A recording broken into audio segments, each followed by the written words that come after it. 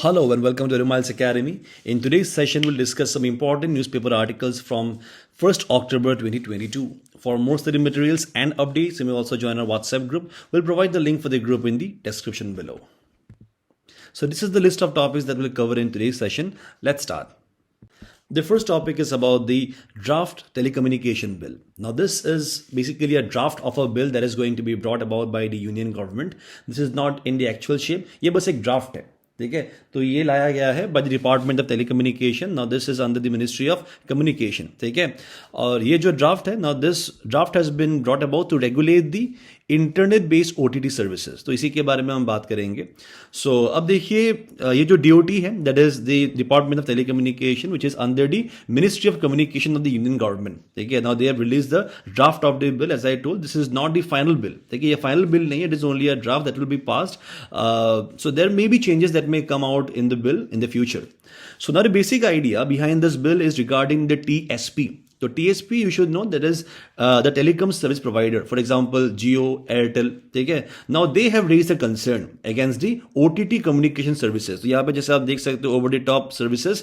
Now there are some OTT communication services like WhatsApp, Telegram.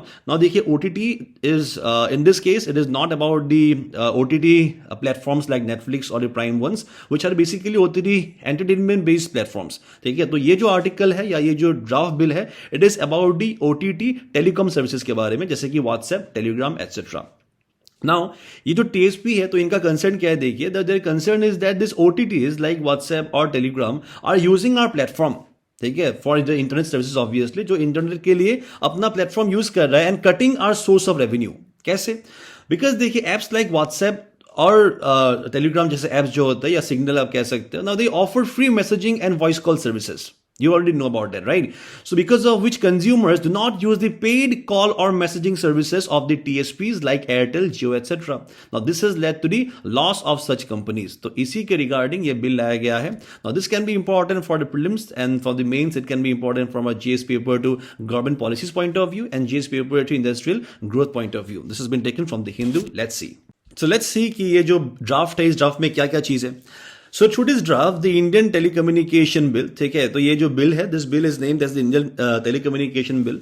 Now the government is attempted to update the existing regulatory framework in line with the latest advancement and address newer challenges in the sector. तो देखिए, latest advancements के बारे में यहाँ पे इसीलिए कहा गया है क्योंकि यू शुड नो दैट जो टेलीकॉम सेक्टर है, तो टेलीकॉम सेक्टर के लिए ना यहाँ पे प्राइमरीली बस 3 ही लॉज है. ठीक है, there are only 3 laws primarily which are based on the telecom services और द टेलीकॉम सेक्टर. तो वो जो सारे लॉज है ना, वो कुछ 70 ईयर्स पहले ही लाए गए थे.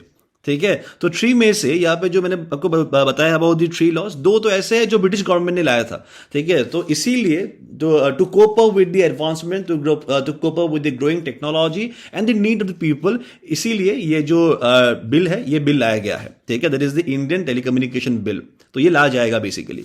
The changes in the existing regulatory framework were much needed as the 3 key legislations, as I was saying, dealing with this sector are said to be old and outdated. इतना old है कि they are almost 70 years old now. ठीक है, the existing laws देखिए क्या क्या है. The Indian telegraph act 1885 जो कि ब्रिटिशर टाइम का है. The Indian wireless telegraphy act 1933 जो कि अगेन ब्रिटिश गवर्नमेंट का है. And the telegraph wires unlawful possession act of 1950 जो कि इंडियन इंडिपेंडेंस के बाद हुआ, लेकिन रिपब्लिक से पहले का ही है. ठीक है, so this particular 3 acts are basically belonging to a period which is 70 years back. ठीक है, so the draft Indian telecommunication bill seeks to repeal this laws. ये जो आउटडेटेड जो लॉज है which are very old in nature, इसी को repeal करके now restructure करने के लिए लाया गया है. तो restructure the regulatory framework of the telecommunication sector in the country. So this is the reason why to repeal and restructure the telecommunication sector, this Indian telecommunication bill will be brought about, और इसी के basis पर ये draft है.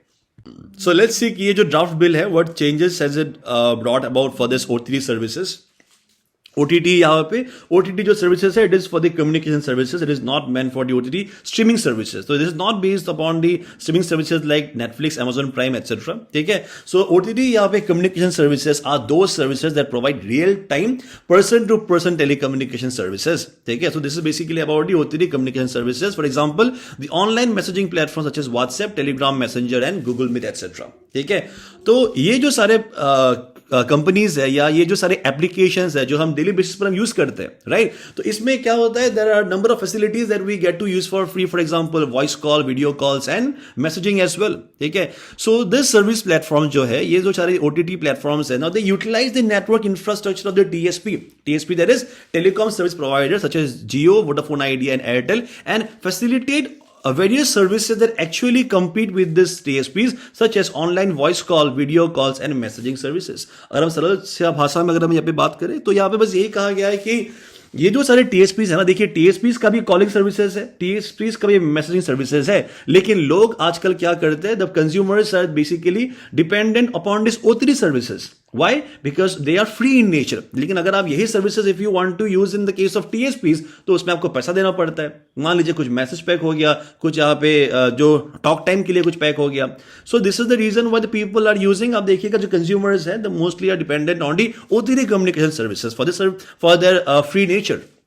So, this is the reason why the TSPs have raised concerns about these features being detrimental in the sense economically and financially for them as they impact their source of revenue. And further that these OTT service platforms are not mandated to deal with the infrastructure and licensing costs that the TSPs have to undertake. Now see, यहाँ पे यही कहा गया है, TSP देखिए एक कोई भी अगर मान लीजिए एक ऑर्गेनाइजेशन अगर बिल करना है, अगर मान लीजिए if you want to open a TSP, जैसे कि जियो जैसा एक कंपनी अगर आपको बिल करना है, then you need to undergo a huge amount of expenses in the form of infrastructure हो गया, then licensing के लिए. बट ये जो सारा कॉस्ट है ना, this cost are not borne by the OTT services, ठीक है?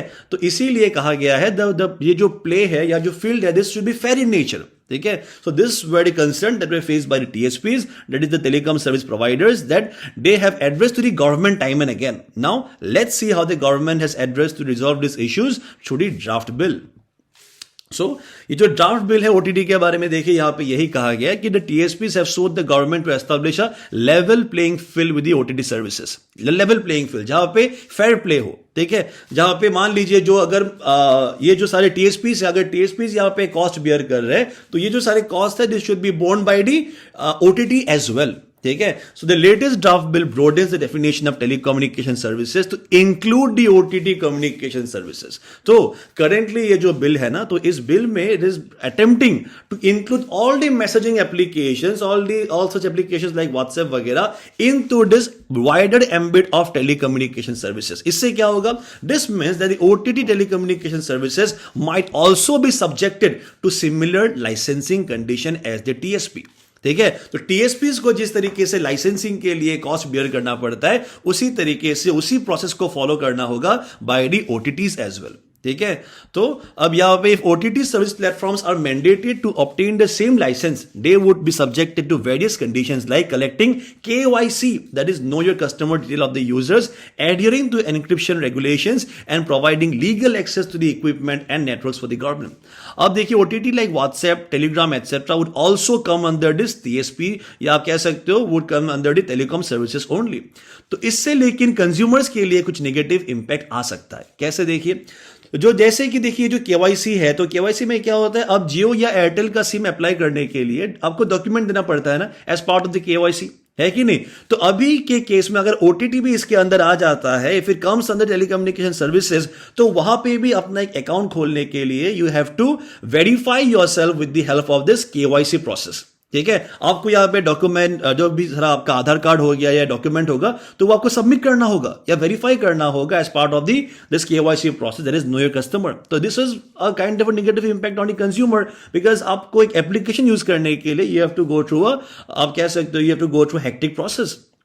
नाउ और एक बात यहां पे हो सकता है कि because of the licensing cost जो है, ये जो ओटीटी प्लेटफॉर्म को अगर ये सब कॉस्ट बियर करना पड़े, तो हो सकता है कि ये जो सर्विसेज लाइक व्हाट्सएप और टेलीग्राम जैसे application now they can be also chargeable in nature, ठीक है? क्योंकि अगर वो उनको चार्ज बियर करना पड़ता है, definitely they are going to आप कह सकते हो they going to exact money from the consumers only, है कि नहीं?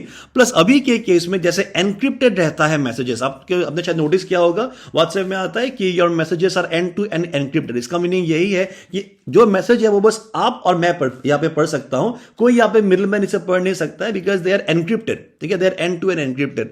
तो वो शायद नहीं रहेगा, बिकॉज ये चेंजेस के बाद शायद आप कह सकते हो जो ये जो conversations है, now these conversations will also be accessible by the government, which is against the digital privacy of the consumers. Getting my point? So these are the issues. These are certain आप कह सकते हो कि issues which have been pointed out by certain critics regarding this draft of the telecommunication bill. Now, there are also certain aspects about this bill which are bringing about protection for the consumers as well. Now, this is a very good aspect. तो देखिए ये proposes to make the identity of the person communicating through any form of services available to users while receiving such communication. तो देखिए यहाँ पे कहा गया है कि this means that the name of the person initiating the communication will also be displayed to the user along with the phone number. अभी के देखिए ये मेरा ही फोन का एक स्क्रीनशॉट मैंने लिया हुआ है. तो इस स्क्रीनशॉट में आप देख सकते हैं कि यहाँ पे एक मैसेज आया हुआ है कुछ एक कंपनी से नेटमेड. तो यहाँ पे आप देख सकते हो कि they've send a message. Now ये जो मैसेज है ये किस नंबर से आया है, किसने भेजा है, ये जो फोन है किसके नाम पे रजिस्टर्ड है, मुझे कुछ नहीं पता है कि नहीं. So this can be a spam as well. ऐसा बहुत सारा केसेस में स्पैम जो होता है ना इसी तरीके से होता है. आपको पता नहीं चलता है कि जो कम्युनिकेशन है वो किस नंबर से या किस पर्सन ने किया है. ठीक है. तो इसी केस में अभी देखिए यहां पे क्या किया गया है. Now it has made proposes to make the identity of the person communicating. तो मेरे साथ मेरे नंबर पर अभी जो भी मैसेज करेगा ना उसका नाम और उसका नंबर यहां पे रिवील हो जाएगा. ठीक है. तो यहां पे ये जो सारा कोड है ना तो ये सब कोड नहीं रहेगा उस टाइम में. ठीक है. अगर ये बिल मान लीजिए कि इफ इट इज अगर ये एक्ट बन जाता है तो उस केस में ये जो यहां पे नेटमेट वगैरह है ना तो वो सब यहां पे नहीं रहेगा. आई वुड सर्टेनली नो कि who is trying to communicate with me, the name as well the number of the person. Okay, this would definitely be a safeguard for the consumer. Now, this proposal is aimed at cutting down the incidence of spam and fraud calls and messages. As I told you, maximum जो होते हैं ये सब spams and fraud calls वो इसी तरीके से होते हैं. Additionally, the draft bill also mentions that commercial communication which are advertising in nature should be initiated only after the prior consent of the subscriber.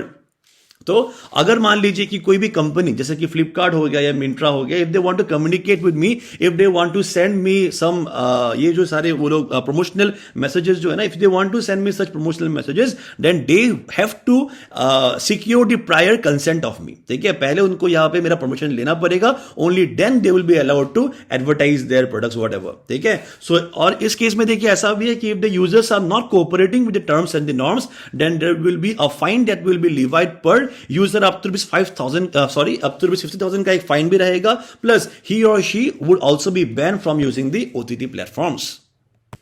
Now, this is again criticized on the basis that it is trying to interfere in matters of TRAI. अब TRAI क्या होता है? This TRAI आपने सुना होगा. It stands for Telecom Regulatory Authority of India. यहाँ पे लिखा गया है Telecom Regulatory Authority of India.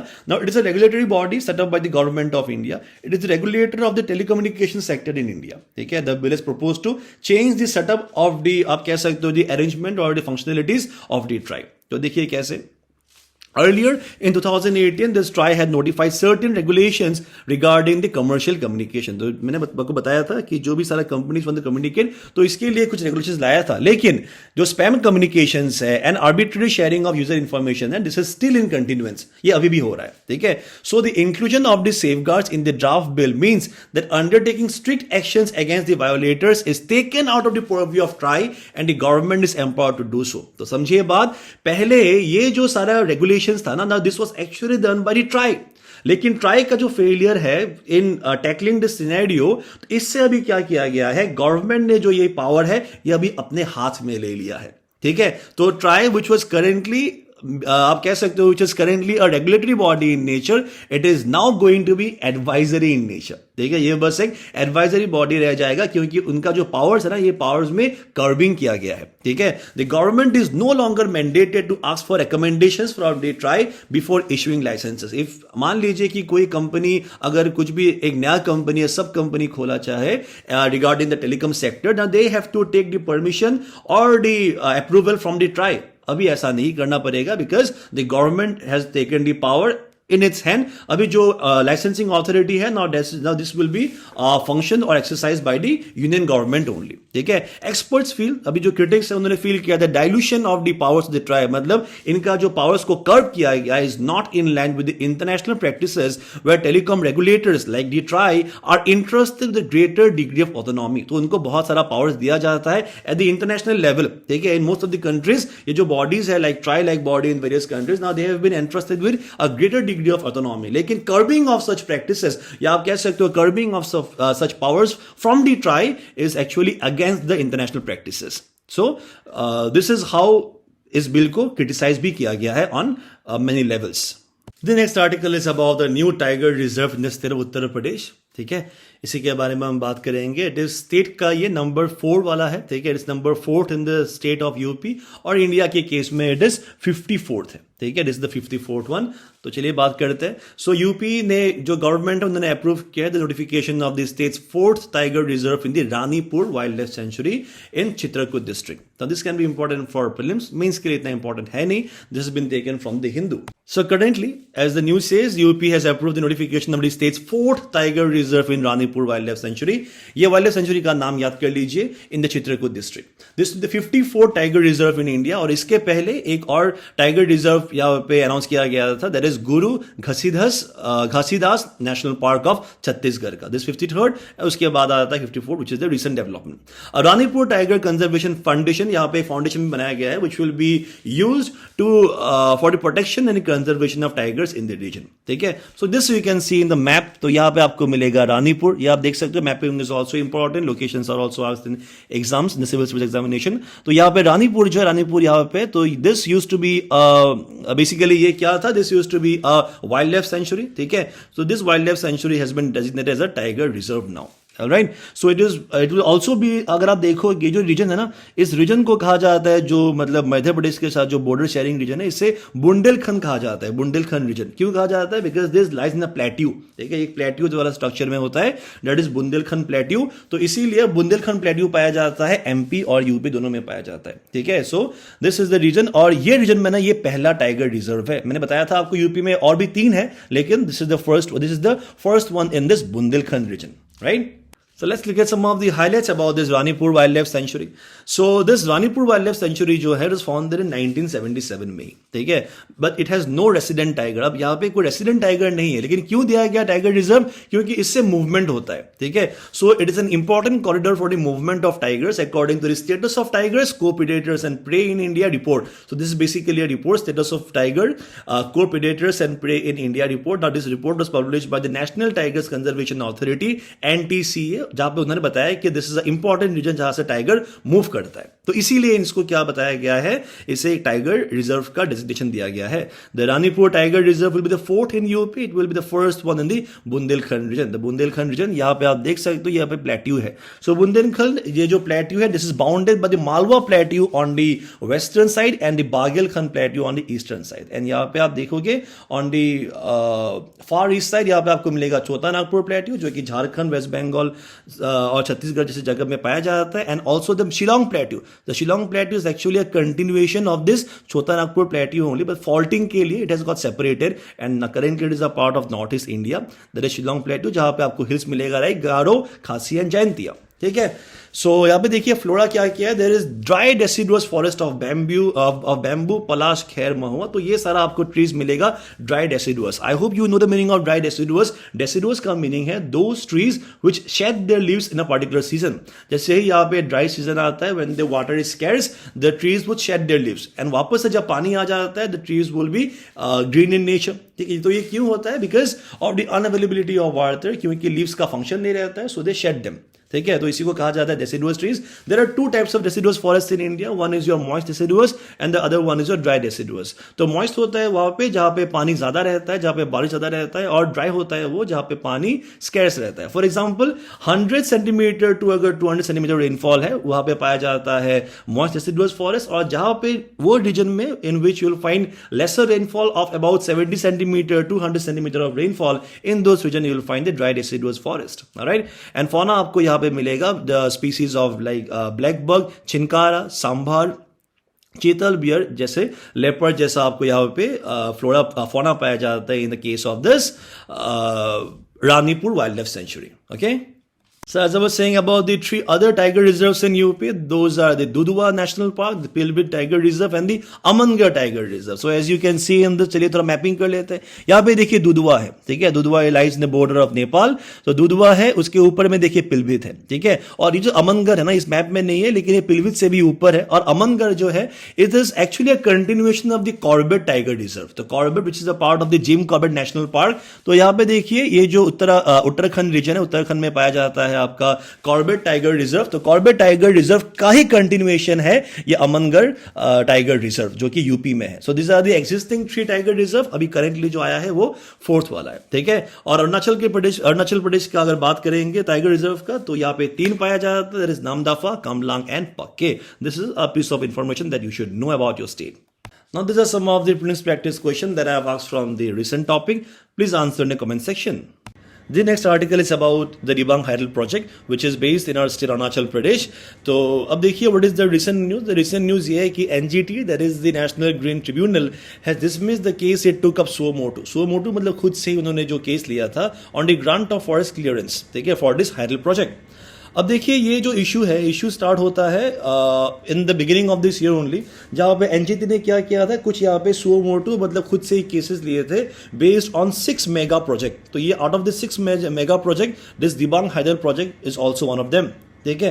तो देखिए जो यूनियन मिनिस्ट्री है, द यूनियन मिनिस्ट्री और द यूनियन एनवायरमेंट मिनिस्ट्री आप कह सकते हो at the union level, so it recommended the construction या आप कह सकते हो the approval of the Dibang hydel project for the preliminary approval in सितंबर 2014 में इसे लिया गया था विद द प्री कंडीशन, यहाँ पे कंडीशन दिया था कि a national park will also be declared immediately to protect the river basin, ठीक है। तो आप देख सकते हो कि ये जो रिवर है दिबांग रिवर, तो दिबांग रिवर पे ही यहाँ पे क्या किया जाएगा, इस जगह को या इस बेसिन को प्रोटेक्ट करने के लिए इस एरिया को क्या बताया जाएगा, इसे एक नेशनल पार्क घोषित कर दिया जाएगा। और अभी के टाइम में ये जो केस है, इस केस को इसीलिए आप कह सकते हो कि डिसमिस कर दिया है एनजीटी ने based on the fact that the Arunachal government ने ये बताया है कि यहाँ पे जो पीपल और the tribes who are dwelling in this region now they are not, आप कह सकते हो कि they are not willing to give away the land, तो वो अपना जो लैंड है वो देना नहीं चाहते, तो इसीलिए यहाँ पे जो नेशनल पार्क है वो नहीं बनेगा। एंड बेस्ड ऑन दिस आप कह सकते हो कि बेस्ड ऑन दिस रिकमेंडेशन और the view of the Arunachal Pradesh government, the NGT has dropped this case. This was taken from the Indian Express. It can be important for the mains GS paper 3 point of view. तो पूरा जो कहानी है मैंने आपको वो समझा दिया है। द करंट कंटेक्स्ट यहाँ पे क्या है, the NGT has dismissed the case that took up suo motu, जो खुद से लिया था on the grant of forest clearance for the 3000 megawatt Dibang hydel project without meeting the precondition of declaring a national park. The tribunal ऐसा क्यों किया है? After it was informed by the Arunachal Pradesh that the local people are not willing to part away with their land for declaration of national park. Because देखिए अगर यहाँ पे national park घोषित कर दिया जाता है, the people have to give away their land for the purpose of conservation, for the purpose of the आप कह सकते हो for the purpose of the norms और जो भी सारा यहाँ पे रूल्स वगैरह है in order to establish the national park. तो इसी के लिए जो भी यहाँ पे ट्राइब्स है वो did not want to give away the land because it belongs to because it forms a part of that community forest. So this is the reason why the case has been shelved by the NGT.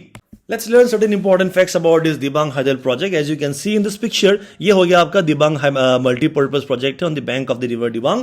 So it is a flood control. ये जो है ये अरुणाचल प्रदेश के case में या on the lower areas में क्या करेगा, ये flood control करेगा. Plus it is also a hydroelectric project जहाँ से huge amount of energy will be harnessed. So this project to be planned by on the river Dibang river, which is a tributary of the Brahmaputra river in Arunachal Pradesh. The dam site, it is located about 1.5 kilometer upstream of the confluence of आशु पानी and Dibang river. तो आशु पानी एक stream है और Dibang river जो है ये जहां पे मिलता है तो उससे 1.5 किलोमीटर ऊपर में सेटअप किया जाएगा ये dam. And about 43 kilometre from Roing that is the district headquarters. Now the project would moderate flooding, as I told you, ये फ्लडिंग कंट्रोल करेगा इन द एरियाज डाउनस्ट्रीम में, नीचे जो भी एरियाज है of the Dibang dam during the entire monsoon period, that is from June से लेकर सितंबर तक। जब इंडिया में बहुत बारिश होता है उस टाइम में it is going to control the water level and also it will be आप कह सकते हो कि it will be able to expected to generate a power capacity of 11,222 million units of electricity a year. ठीक है, तो ये energy भी जनरेट करेगा। प्लस जब मानसून सीजन होगा, जब वाटर लेवल राइज होगा, तब असम वैली में या मान लीजिए कि in the lower reaches of this particular river, तो यहाँ पे डैम भी यहाँ पे फ्लड भी प्रिवेंट करेगा। It will be developed with an estimated investment of USD that is $4 billion का यहाँ पे एक इन्वेस्टमेंट लिया गया है। सो अबाउट द एनजीटी, अब देखिए NGT is also an important body जो आपको पूछा जा सकता है. It is a specialised body set up under the National Green Tribunal Act. ठीक है, ये एक्ट से बना है. सो डेफिनेटली अगर कोई भी बॉडी एक्ट से बनता है तो we term this as a statutory body. तो एनजीटी क्या, it is a statutory body for effective and expeditious disposal of cases relating to the environment protection and conservation of forest. ठीक है, तो environment related जो भी सारा cases है, now those cases are dealt by this tribunal which is known as the NGT. So with the establishment of the NGT, India became the third country. India world में बस ये तीसरा ही country है जिसके पास एक specialized environmental tribunal है. Only after Australia has the first one and New Zealand has the second one. And among the developing countries, India is the first one. NGT is mandated to make disposal of applications or appeals finally within 6 months of filing the same. तो यहाँ पे जो भी cases होता है 6 months में इनको dispose कर दिया जाएगा. The NGT has 5 places of sitting. New Delhi is the principal seat sitting है और यहाँ पे बाकी सारे जगहों पे जैसे कि Bhopal, Pune, Kolkata and Chennai are the places where you will find the sittings of the NGT. ठीक है, the primary sitting is at New Delhi. तो बेस्ड ऑन दिस टॉपिक यहाँ पे एक प्रीलिम्स प्रैक्टिस क्वेश्चन दिया है, kindly answer in the comment section.